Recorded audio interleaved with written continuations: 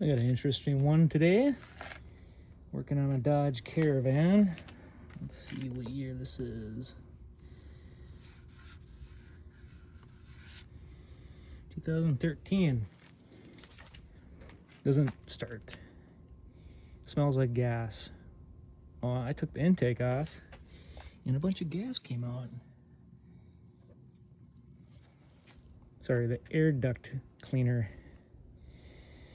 So I suspect that a injector is stuck wide open.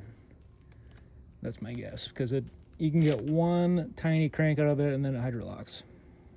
So I will let you know what I find out here. Let's see what happens here.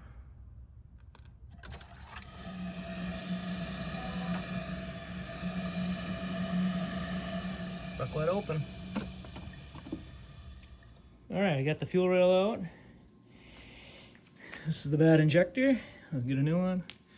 That was full of gas. That was full of gas.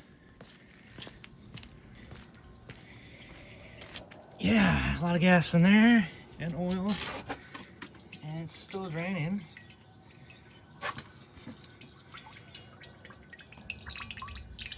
Probably had 5 gallons of oil and gas in there. Crazy.